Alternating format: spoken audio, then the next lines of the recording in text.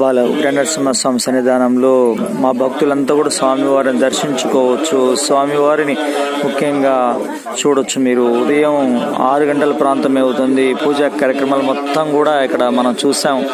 వేలాది మంది భక్తులు అయితే ఉదయం సమయంలోనే స్వామి సన్నిధికి చేరుకుంటూ ఉన్నారు. చూడొచ్చు, మనం స్వామివారిని దర్శించుకోవచ్చు.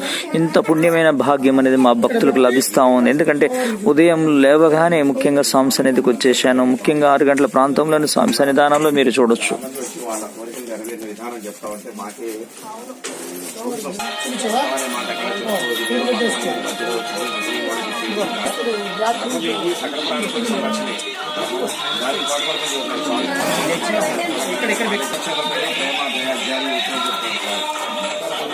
అది ఎవరైతే పాటిస్తారో తొందరగా అనుకోగలుగుతున్నారు.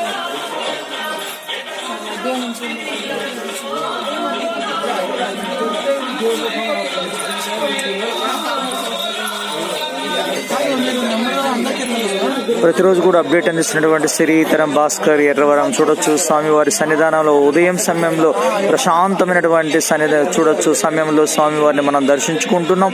స్వామివారి యొక్క పుణ్య ఫలాలను మనం పొందవచ్చు. స్వామివారిని వేడుకొనండి. ఏ కష్టం ఉన్నా, ఏ బాధ ఉన్నా, ఏ సమస్య ఉన్నా గానీ స్వామివారిని వేడుకొనండి. కోరికలు తీర్చి కొంగు బంగారమై మా ఎర్రవరం దూళ్లగుట్ట మీద స్వామివారు వేయించేసి ఉన్నారు.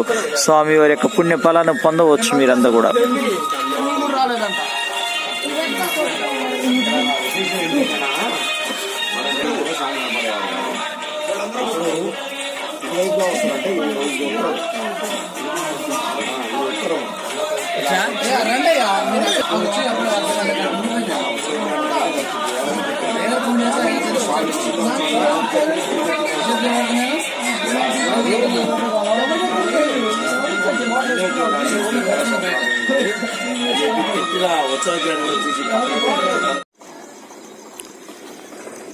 ఎర్రవరం బాల ఉగ్రనరసింహస్వామి సన్నిధానంలో చూడొచ్చు.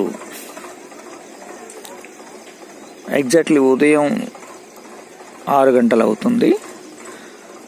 స్వామి సన్నిధికి అయితే వచ్చాను.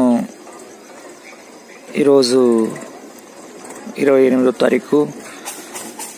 స్వామి సన్నిధానంలో చూడొచ్చు ఎంత ప్రశాంతంగా ఉందో ఉదయం సమయంలో.